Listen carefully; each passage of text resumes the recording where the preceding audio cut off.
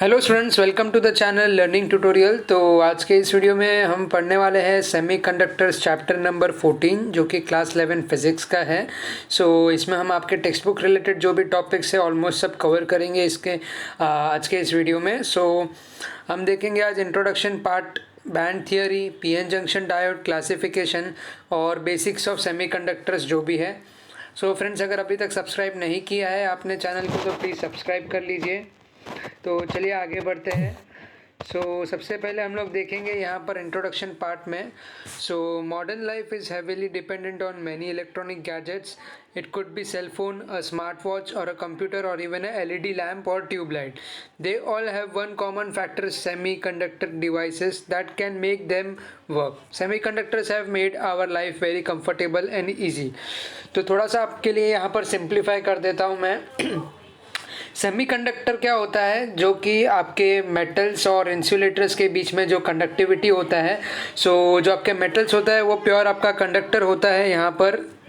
And metals जैसे कि मैंने आपको बताया जो कि कंडक्टर्स होते हैं, और आपके जो नॉन मेटल्स हो गए वो सब क्या होते हैं, वो इंसुलेटर्स होते हैं।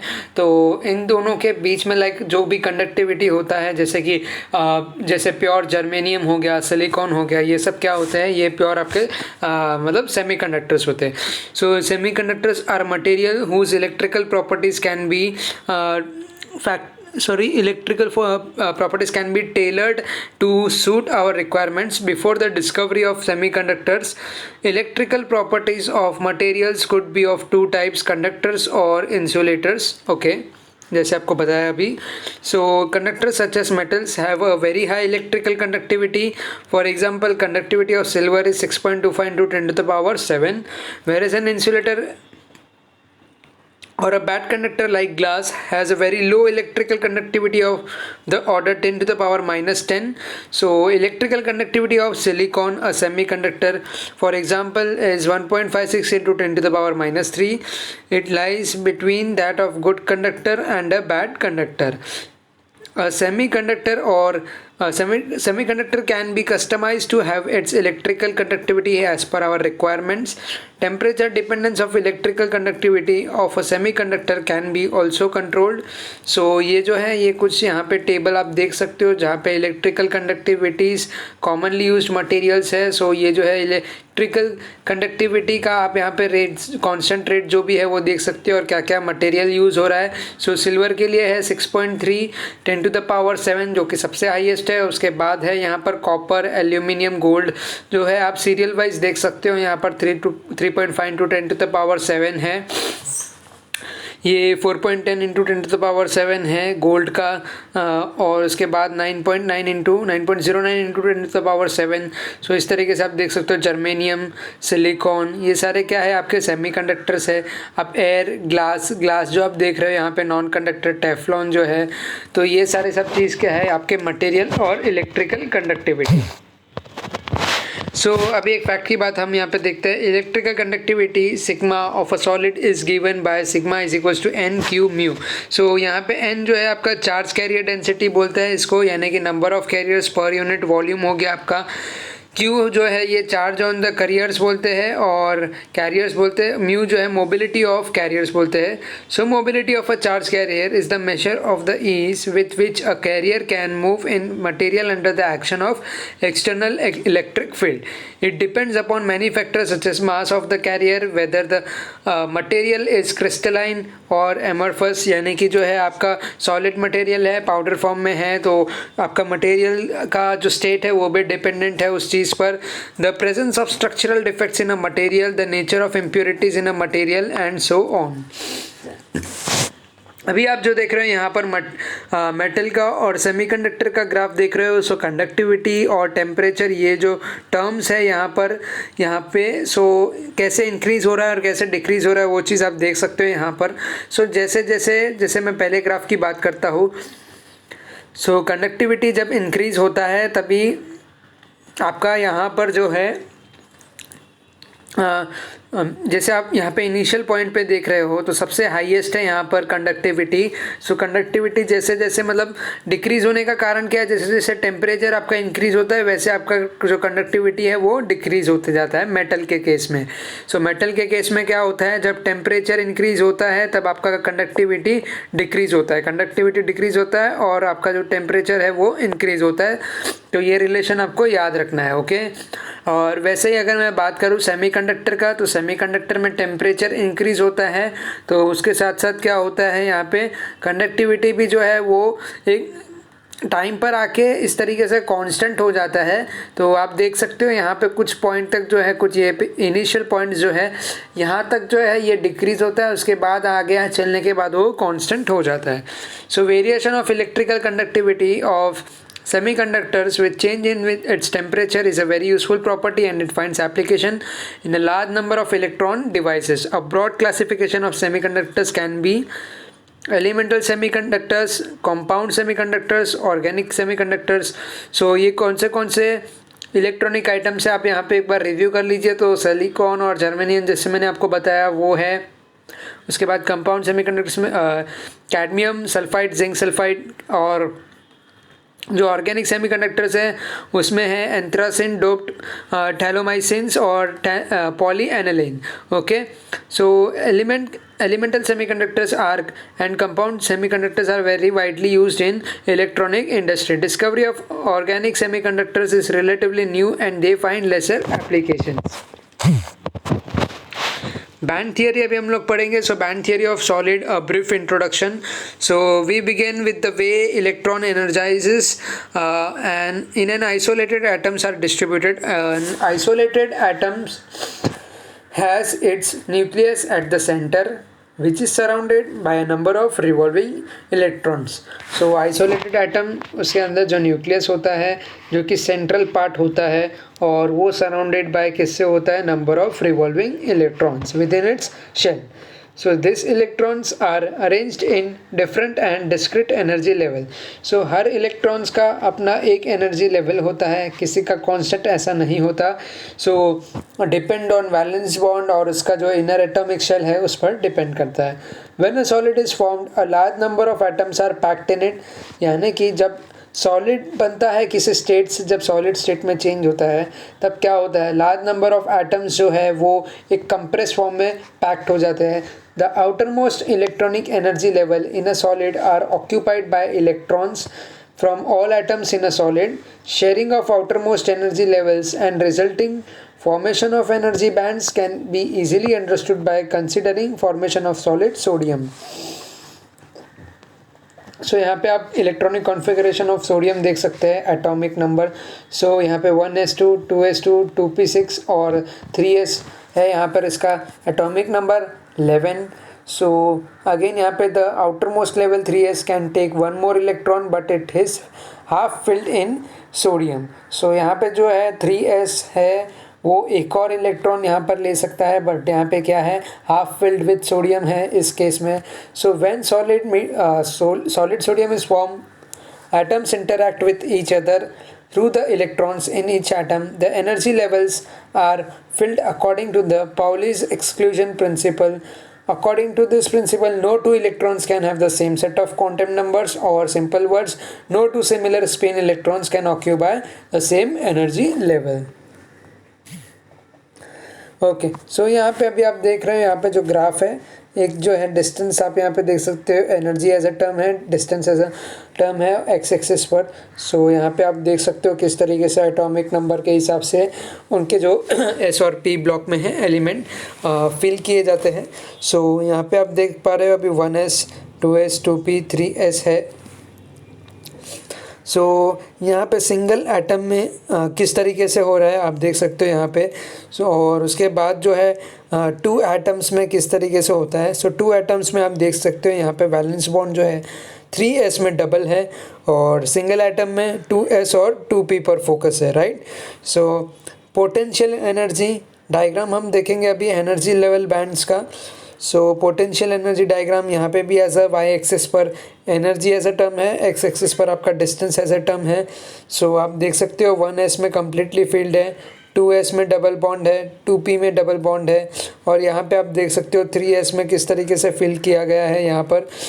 तो ये जो है आप देख पा रहे हो कम्प्लीटली फिल्ड में फर्स्ट बैंड है, सेकेंड बैंड है आपका कम्प्लीटली फिल्ड, जो 2p बैंड है वो भी कम्प्लीटली फिल्ड है, और ये जो हाफ है, ये जो 3s बैंड है वो है आपका हाफ फिल्ड है यहाँ पे।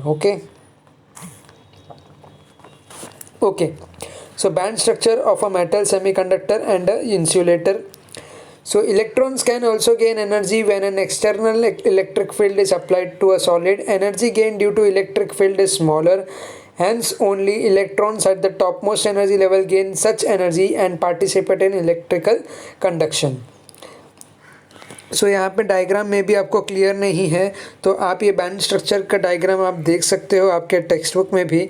सो कहने का मतलब ये है कि जब इलेक्ट्रिक फील्ड अप्लाई होता है आपके एटम्स पर, या तभी क्या होता है वो इलेक्ट्रॉन्स जो है स्पेसिफिक इलेक्ट्रॉन्स एनर्जी गेन भी कर सकते हैं, और जब भी आपका एनर्जी गेन होता है मतलब इलेक्ट्रिक फील्ड से जो कि स्मॉलर अमाउंट में होता है, तो तभी क्या होने के चांसेस है, इलेक्ट्रॉन्स जो है आपके टॉप मोस्ट एनर्जी लेवल पर है वो एनर्जी गेन करते हैं और इलेक्ट्रिकल कंडक्शन में जो है वो पार्टिसिपेट करते हैं।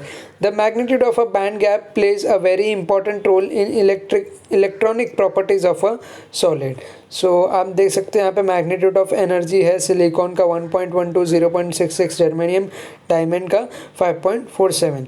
सो 1 electron volt is the energy gain by an electron while it overcomes a potential difference of 1 volt. So ये जो है constant value 1.6 into 10⁻⁻19 joule. So guys अभी हम लोग देखेंगे कंडक्शन बैंड और वैलेंस बैंड में कैसे इंटरेक्शन होता है। सो यहाँ पे creation of vacancy in the valence band का जो है हम लोग यहाँ पर डायग्राम देख रहे हैं राइट नाउ। सो आप देख सकते हो यहाँ पर जो है ये पार्ट जो है आपका वैलेंस बैंड का है, जिसमें आप देख सकते हो नंबर ऑफ जो भी है इलेक्ट्रॉन्स आप बोल सकते हो। सो वो कैसे ट्रांसफ़र होते हैं, तो ये राइट नाउ जो है करंट कंडीशन में फुल्ली फील्ड है ये वाला जो है। सो ये आपका यहाँ पर है फुल्ली फील्ड राइट, और आपका कंडक्शन बैंड जो आप लोग देख रहे हो यहाँ पर ये क्या है, बिल्कुल एम्प्टी है यानी वेकेंट है यहाँ पे। सो बेसिकली क्या एक्टिविटी परफॉर्म हो रहा है यहाँ पर जो है ट्रांसफ़र हो रहा है। ये जो करंट है यहाँ पर आप इस डायग्राम में जो आप देख रहे हो, सो ये डायग्राम क्या आपका इंडिकेट करता है यहाँ पे, current through a semiconductor transport of electrons and holes. तो वही चीज़ यहाँ पर भी हो रहा है, ट्रांसफ़र हो रहा है, यानी कि यहाँ पे क्रिएशन ऑफ वैकेंसी हो रहा है इन द वैलेंस बैंड में। सो यहाँ पे क्या हो रहा है, जो इलेक्ट्रॉन्स है वो जंप कर रहे हैं किस में, जो फ्री इलेक्ट्रॉन्स है वो वैलेंस बॉन्ड से लेकर कहाँ पर जंप कर रहे हैं, ये जंप कर रहे हैं आपके कंडक्शन बैंड में। सो होल्स जो है यहाँ पर जितने भी है होल्स और इलेक्ट्रॉन्स जो आप देख रहे हो फ्री इलेक्ट्रॉन्स, ये जंप कर रहे हैं वैलेंस बैंड से कंडक्शन बैंड में। तो यहाँ पे जो क्या हो रहा है आप देख रहे हो पहले कि ये जो है एम्प्टी स्पेस था, और उसके बाद जो है ये कम्प्लीटली फिल्ड विथ इलेक्ट्रॉन्स हो जाएगा, और आपका जो है वैकेंसी हो जाएगा कहाँ पर, वैलेंस बैंड में।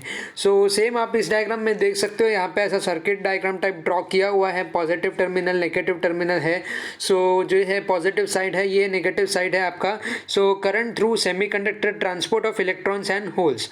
सो यहाँ पर क्या हो रहा है, ट्रांसपोर्ट ऑफ इलेक्ट्रॉन्स हो रहा है इलेक्ट्रॉन करंट और होल करंट में। सो कैसे ट्रांसपोर्ट हो रहा है वो आप देख सकते हो, मतलब जो करंट है ये सेमीकंडक्टर यहाँ पे ट्रांसपोर्ट हो रहा है बेसिकली फ्रॉम पॉजिटिव टू, या आप बोल सकते हो one side to another side में।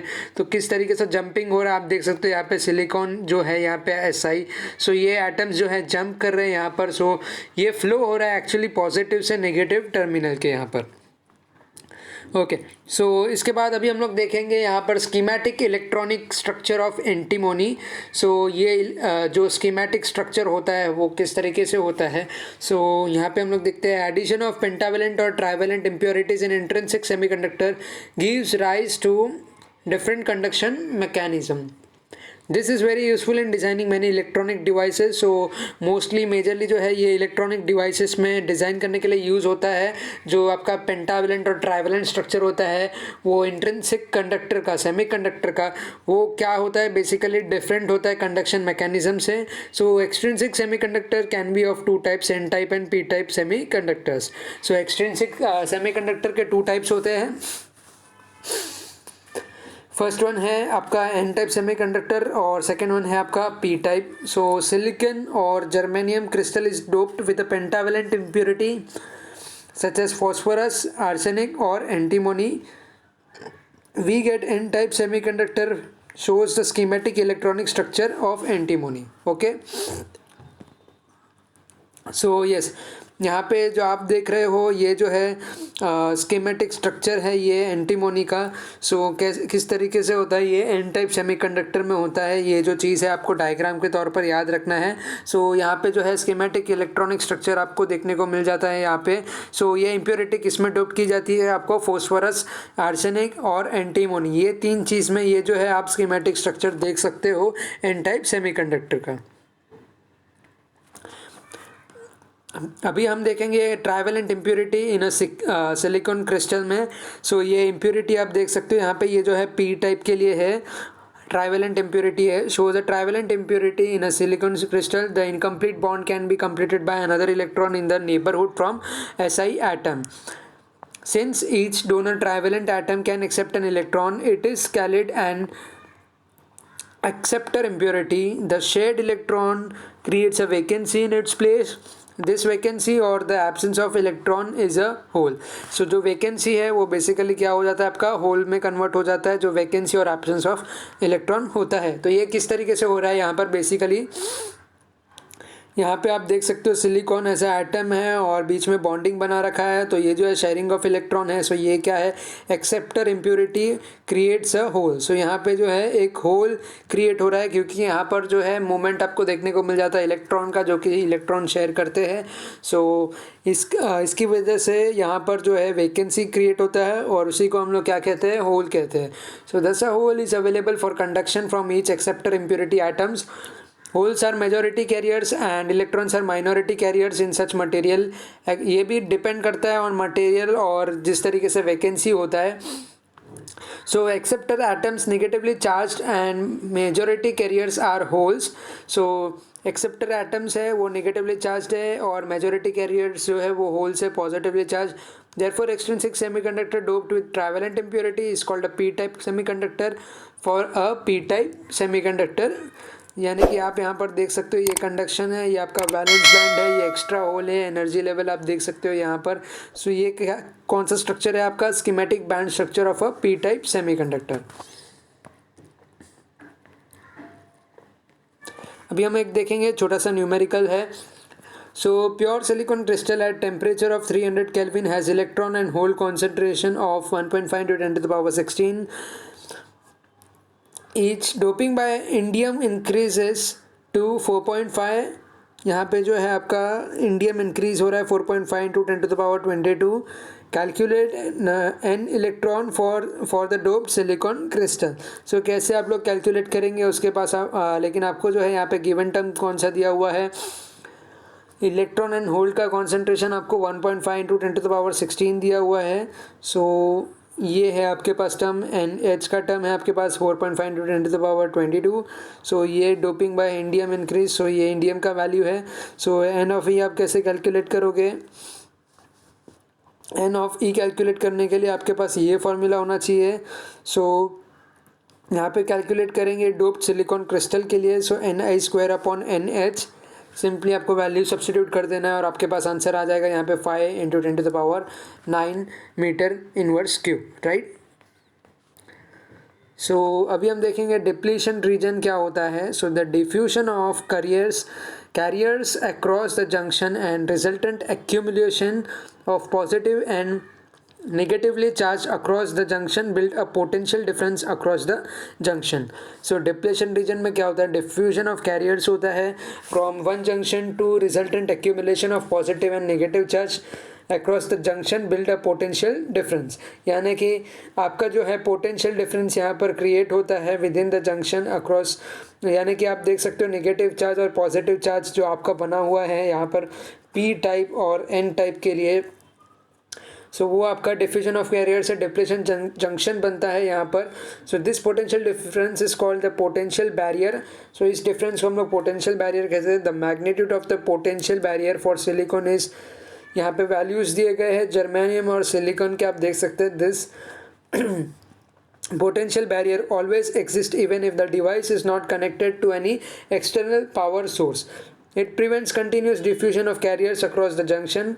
A state of electrostatic equilibrium is thus reached across the junction. तो सिंपली हम लोग क्या करेंगे, इस डायग्राम को देख के समझेंगे. फर्स्ट ऑफ ऑल आप देख सकते हैं यहाँ पे पी टाइप के लिए पॉजिटिवली चार्ज पार्टिकल्स है, यहाँ पे negatively charge particles, n type semiconductor region है. और यहाँ पे आप देख सकते हो ब्लू कलर जो है वो इंडिकेट करता है आपको इलेक्ट्रॉन है, और दोनों भी है पॉजिटिव और नेगेटिव. आप इस तरीके से देख सकते हो. सेकंड डायग्राम में आपको प्रॉपर आइडिया आ जाएगा. सो ये डिप्लीशन रीजन है आपका. पोटेंशियल बैरियर आप देख सकते हो यहाँ पे. So positive ion from remove electron के लिए आप ये वाला सिग्नल देख रहे हो, ये जो है ये पार्ट. ओके सो ये आपका क्या है, यहाँ पे पॉजिटिव आयन है. और उसके अलावा आप जो देख रहे हो यहाँ पे ये जो पार्ट है ये आपका नेगेटिव आयन फील्ड होल है, ये लेफ्ट साइड का. सो होल है यहाँ पर आप देख सकते हो, और इलेक्ट्रॉन है जो डायग्राम में यहाँ पे पैरामीटर सब देख सकते हो साइड में जो दिया हुआ है. सो ये है आपका potential barrier and the depletion layer का डायग्राम. सो बहुत ही इंपॉर्टेंट है, ये आपको रीड करना है, ज़रूरी है. अभी हम देखेंगे फॉरवर्ड बायस्ड और रिवर्स बायस्ड का. सो बहुत ही सिंपल है ये भी कॉन्सेप्ट. सो ध्यान से देखिए, विदाउट स्किप आपको आइडिया आ जाएगा. The positive terminal of the external voltage is connected to anode and negative terminal to the cathode and side across the diode.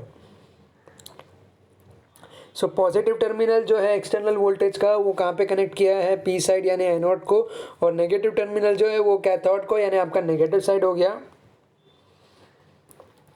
ये एन रीजन है, ये आपका पी रीजन है. सो पी साइड पे आप एनोड देख रहे हो और जो एन साइड पे है वो आपका कैथोड है. In case of forward bias the width of the depletion region decreases. Width क्या होता है डिप्लीशन रीजन का, यानी ये जो विड्थ है वो डिक्रीज होता है. इसी विड्थ की हम बात कर रहे हैं. Offer a low resistance path allowing a high current to flow across the junction. यानी कि यहाँ पर क्या हो रहा है, लो रेजिस्टेंस पाथ जो है वो अलाउ कर रहे हैं हाई करंट टू फ्लो के लिए, और सेम चीज़ यहाँ पर उल्टा हो रहा है. हाई रेजिस्टेंस है और लो करंट फ्लो होता है यहाँ पर, यानी कि रिवर्स बायस की मैं बात कर रहा हूँ. The positively terminal of the external voltage is connected to the cathode N side. Okay so ये कैथोड जो है यहाँ पर एन साइड पर कनेक्टेड है, एंड नेगेटिव टर्मिनल जो है वो P side across the diode यानी कि एनोड को कनेक्टेड है यहाँ पर. सो यहाँ पे भी सेम चीज़ आप देख पा रहे हो, ऑलमोस्ट डायग्राम जो है सेम ही है आपका. सो यहाँ पे एन साइड में जो है आपका कैथोड है और नेगेटिव टर्मिनल जो है एनोड पी साइड से कनेक्टेड है. In case of reverse bias the width of the depletion region increases and the PN junction behaves like a high resistance, thus the low current flow appears over here. So practically no current flow through it with an increase in the reverse bias voltage. However, a very small leakage current does flow through the junction, which is the order of a few microamperes. Actually में यहाँ पे इनका कहना है कि बिल्कुल भी current flow नहीं होता, बट एक्चुअल में हम बात करें तो एकदम बीट अमाउंट ऑफ जो करंट है वो माइक्रो एम्पियर्स में फ्लो होता है. यहाँ पर भी, यहाँ पर क्या होता है आपका डिप्लेशन रीजन जो है ये वाइड होता चला जाता है. ये जो आप ग्रे स्केल आप देख रहे हो यहाँ पे ये बढ़ता चले जाता है, और रिवर्स बायस यानी आपका रेजिस्टेंस जो है एकदम ही हाई हो जाता है. यानी आपका रेजिस्टेंस हाई होने के कारण जो है आपका करंट फ्लो एकदम लो हो जाता है इस केस में. सो बस यही इंपॉर्टेंट पॉइंट आपको याद रखना है. रिवर्स बायस में आपका रेजिस्टेंस बढ़ जाता है और फॉरवर्ड बायस में आपका रेजिस्टेंस जो है वो कम हो जाता है. सो उसके ऊपर आप आइडिया लगा सकते हो कि आपका जो करंट है वो इंक्रीज़ होगा यहाँ पर, और इस केस में जो है आपका डिक्रीज़ हो जाएगा. यही चीज़ आपको ध्यान रखनी होती है. अभी हम बात करेंगे reverse bias characteristics of a diode की. सो when a reverse bias voltage applied to a diode is increased to sufficiently large value, it causes the PN junction to overheat. The overheating of the junction results in a sudden rise in the current through the junction. This is because covalent bonds break and a large number of carries are available for conduction. The diode thus no longer behaves like a diode. This effect is called the avalanche breakdown. Avalanche breakdown यानी आप देख सकते हो ये जो reason है इसमें किस तरीके से क्विक ब्रेकडाउन है, मतलब कि आप जो देख रहे हैं यहाँ पे फ्लो जो है किस तरीके से एकदम क्विक ब्रेक डाउन हो रहा है, तो इसी को हम लोग क्या कहते हैं, एवलांच ब्रेक डाउन कहते हैं। The reverse bias characteristics of a diode जो है, यहाँ पर आप देख सकते हो रिवर्स ब्रेक डाउन रीजन है। यहाँ पे थर्ड क्वाड्रेंट में आपको डायग्राम देखने को मिल जाता है। सो आप अज्यूम कीजिए यहाँ पर जो है नेगेटिव वाई और नेगेटिव एक्स एक्सिस में है। सो ये स्टार्टिंग कुछ इस रीजन से होता है, रिवर्स बायस रीजन के आगे जो है यहाँ पर एवलांच ब्रेक डाउन होता है। सो ये आपको बिल्कुल ही इम्पोर्टेंट है, ध्यान रखना होगा, as a point of exam के लिए भी बहुत ही इम्पोर्टेंट है ये। ओके, सो उसके बाद हम लोग देखेंगे static and dynamic resistance of a diode. So one of the most important properties of a diode is its resistance. So सबसे इंपॉर्टेंट आपका फैक्टर यहाँ पे कौन सा आ जाता है, रेजिस्टेंस फैक्टर आता है in case of diode in the forward bias mode and in the reverse bias mode. So resistance की बात कर रहे हैं हम लोग। सो आपका फॉरवर्ड बायस मोड में रेजिस्टेंस एकदम लो होता है और रिवर्स बायस मोड में आपका रेजिस्टेंस एकदम हाई होता है, जैसे कि मैंने आपको प्रीवियस स्लाइड में बताया हुआ है। सो ये डायग्राम आप यहाँ पर देख सकते हो, यहाँ पे जो है इंडिकेट करता है an ideal diode offer zero resistance in forward biased mode and infinite resistance in reverse biased mode. So simply यहाँ पे जो आइडियल डायोड होता है, यहाँ पे फ्लो ऑफ करंट बहुत ज़्यादा होता है, जीरो रेजिस्टेंस होता है और इनफाइनाइट रेजिस्टेंस जो है आपका यानी बिल्कुल भी नेग्लिजिबल होता है। आपका यहाँ पे करंट वो रिवर्स बायस में होता है। सो आप देख सकते हो ये बिल्कुल ही जो है ज़ीरो पे टच किया हुआ है इस फिगर्स को। सो रिवर्स बायस में आपका जो करंट है, आप यहाँ पे देख रहे हो जो आपका करंट है उसका लाइक फ्लो बिल्कुल ही ज़ीरो है और इस केस में आपका फॉरवर्ड बायस में करंट बिल्कुल ही हाई है, इनफाइनाइट आप बोल सकते हो बेसिकली, और रेजिस्टेंस बिल्कुल ही ज़ीरो है यहाँ पे। सो इसको IV characteristics of an ideal diode की तरह आप ड्रॉ कर सकते हो। स्टैटिक डीसी रेजिस्टेंस, ये भी एक अच्छा टॉपिक है। When a PN junction diode is forward biased it offers a definite resistance in a circuit. This resistance is also called the static or DC resistance of a diode. The DC resistance of a diode is the ratio of the DC voltage across the diode to the DC current flowing through its particular voltage. So simply है यहाँ पे जो है calculation static DC resistance का हो रहा है। So concept वही है आपका V is equals to I R है यहाँ पर। सो R आपका टर्म है, V अपॉन आई आपका volt with respect to current है। डायनामिक स्टैटिक के बाद जो है आपका डायनामिक है, यानी एसी रेजिस्टेंस क्या होता है यहाँ पे। सो यहाँ पे भी आपका जो है dynamic AC resistance of a diode R G at a particular applied voltage is defined as R G. ये आपका del V upon del I है, यानी कि नेट वोल्टेज अपॉन आपका जो है net current flow. So the dynamic resistance of a diode depends on a operating voltage.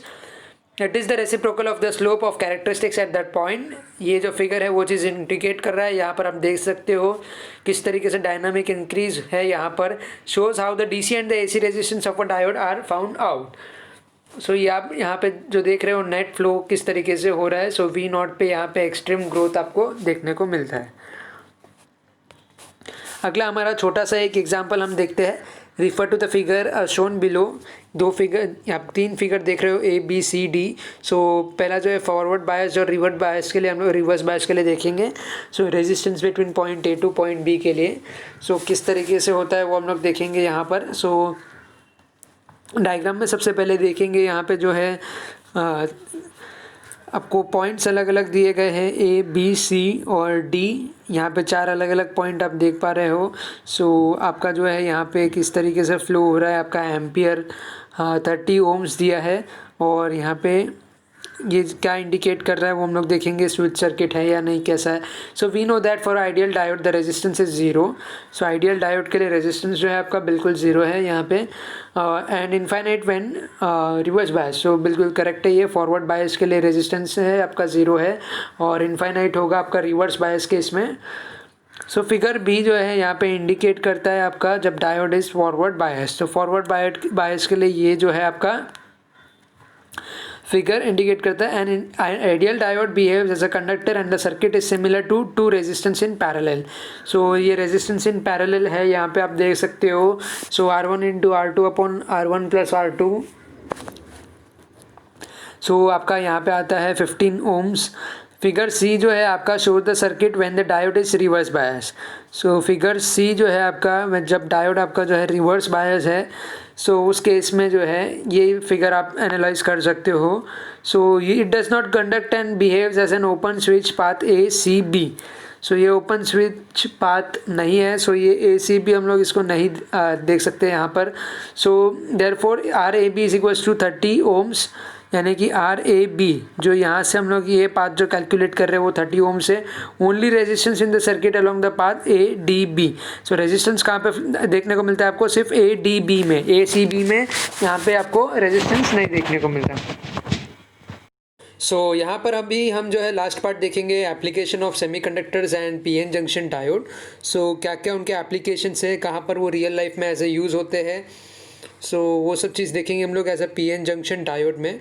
So a PN junction diode is a basic block of a number of semiconductor devices. A semiconductor device can have more than one junction.